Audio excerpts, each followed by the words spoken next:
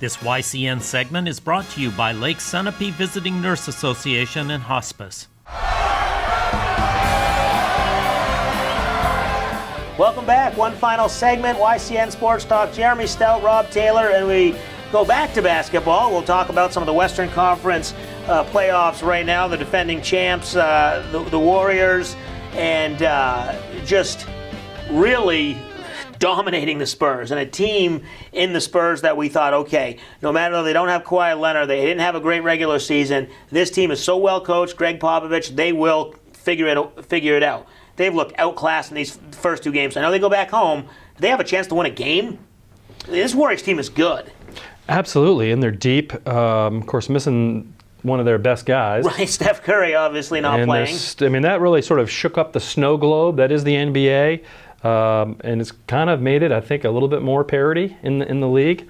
So, but certainly don't seem to be having any problem with the Spurs. Spurs are nowhere the team that they used to be. Right, right. So, and that was the thing. We all kind of knew it, that they weren't the team that they were, but we thought, okay, well, Popovich will pull a rabbit out of a hat or something. Anything else that stands out in these playoffs? Obviously, 76ers Heat, the winner plays the Celtics. That's 1-1 going back to Miami. Could we see a Miami Heat upset, and maybe the Celtics get a gift then? Yeah, you know, the fun thing about the NBA right now is these young teams like the Sixers, like the Celtics. I think, you know, maybe the storyline, just a hunch going forward is LeBron and the Cavs seem to have sort of run out of gas and are starting to fizzle a little bit.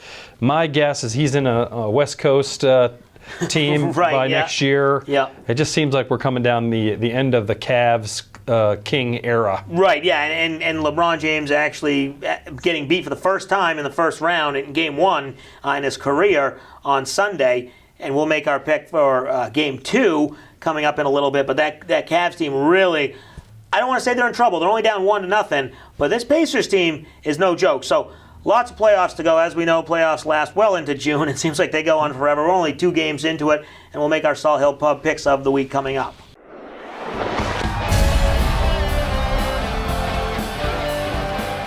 It's time for the Salt Hill Pub Picks of the Week. Salt Hill Pub, honest food, perfect pints, live music, now here to serve you in 5 locations. All right, here we are with our picks. We've got 4 basketball games, and we'll pick the Red Sox-Angels game number 2 out in L.A. So, Rob, we'll start with you. Pacers-Cavs, like we mentioned just a moment ago. Pacers stealing game 1. Can they do it again? Yeah, I got a hunch that the Pacers are going to disappoint the Cavaliers. I think this may be the end of the LeBron James era in Cleveland. I'm going Pacers on that. Wow, okay. So they steal 2 games in Cleveland. I'm going to disagree with you. I'll take the Cavs. I think they go back to Indiana. It's tied 1-1, but they are in trouble. I agree with you. Jazz and Thunder. Thunder didn't look to have too much trouble in Game 1 beating the Jazz. Can they hold home court here as well? Really, this is actually probably one of the best matchups in all of NBA playoffs right now. These are 2 very equal teams. It's a 4 versus a 5, if I'm not mistaken.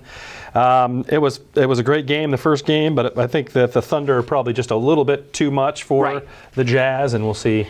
And you got Russell Westbrook. Maybe, I know Steph Curry, Kevin Durant are great, but Westbrook can take over a game. I agree with you. I take the Thunder. They go up 2-0.